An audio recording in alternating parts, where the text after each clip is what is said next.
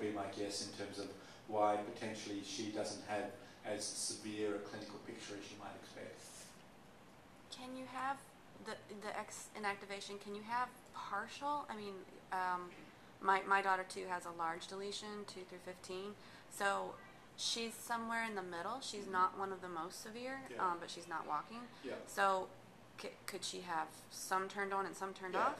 Yeah, okay. So it's not an all or nothing. It's not 50% or 100%. Okay. It can be anywhere along. Okay. So likely, again, she's probably got a sort of mid-level degree of skewing that's somewhat protecting her. Okay. We found out our daughter's exon is deleted at 1. So I talked to the geneticists that discovered it, and they said it's basically, if she was a book, it would be there No once story. upon a time. Yeah. So does that mean hers just stops? She doesn't really have it, or like Yeah. goes and then stops? Yeah. So again, on the X chromosome where that has happened, if the protein was being made off that gene, there'd be no protein made, so she would have 0. So she would be kind of like a null mouse, where they completely knock out the gene. And so if that was in 100% of her cells, then that would be really awful disease. So the fact that she doesn't have such awful disease means that, again, the normal copy is the one that's active in a lot of the cells in the brain, and that's having a protective effect.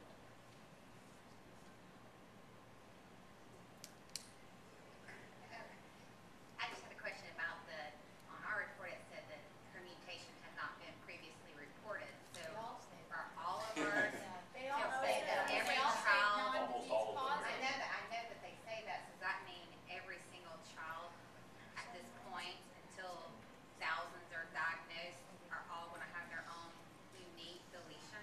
Well, this is where it's really important to try and capture all of that information, if possible, into the one repository, because my guess is there are some genes where the vast majority of individuals have so-called private mutations, where it's only ever seen in that family and never seen in anybody else.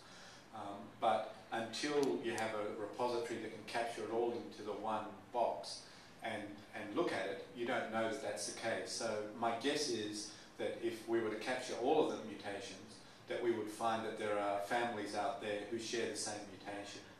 But right now, because there's limited data sets available, most of the mutations appear to be private ones.